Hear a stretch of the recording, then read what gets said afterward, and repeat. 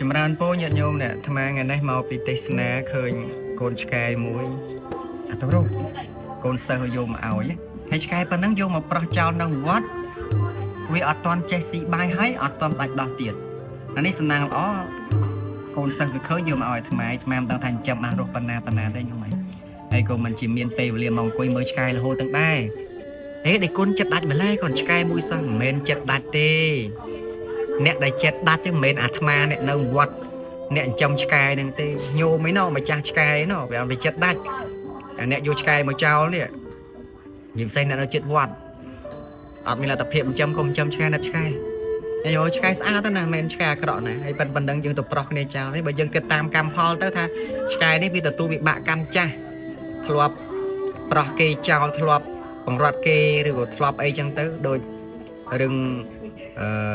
ខុសកៈទេបុត្រហ្នឹងដំណើររឿងអញ្ចឹងហើយអ្នកដែលយកឆ្កែមកចោលហ្នឹងគឺជាអ្នកសាងកម្មថ្មីកុំភ័យអ្នកយកឆ្កែមកចោលវាគង់តែបានគេយកមកចោលអញ្ចឹងដែរទេអាហ្នឹងអញ្ចឹងបានអាត្មាថាបើអត់មានលទ្ធភាពចិញ្ចឹមកុំចិញ្ចឹមអាណិតគ្នា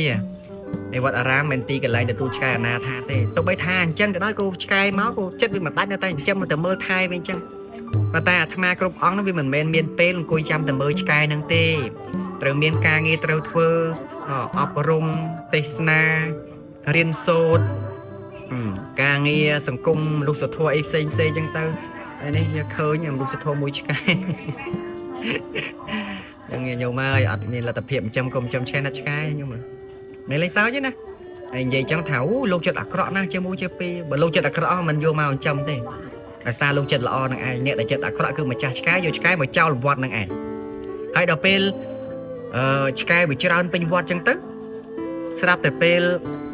ឆ្កែដេញខាំថាអូយលោកស្អីចិញ្ចឹមឆ្កែច្រើនខាំឲ្យពេញវត្តអញ្ជុកចូលវត្តហ្នឹង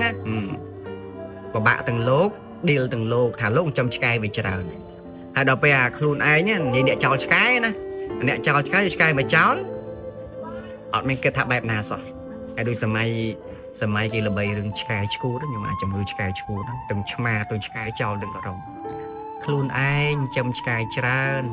ចេះខ្លាចឆ្កែខាំកើតជំងឺឆ្កែឈួតហើយចុះលោកមិនខ្លាចឆ្កែខាំលោកឈួតផងទេឯងឈួតពេញវត្តទៅបានលោកណាធ្វើបន់និយាយតិចមើលអ្នកចោលឆ្កែ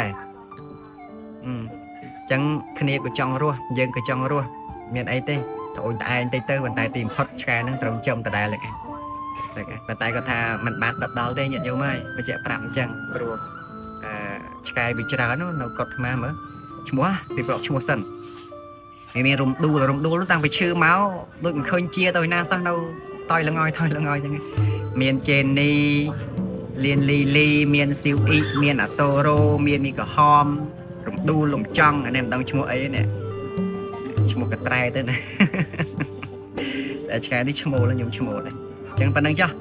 ញោមអរគុណច្រើនចម្រើនពូលីផ្ដាំដល់អ្នកចិញ្ចឹមឆ្កែផងអត់មានលទ្ធភាពចិញ្ចឹមកុំចិញ្ចឹមឆ្កែ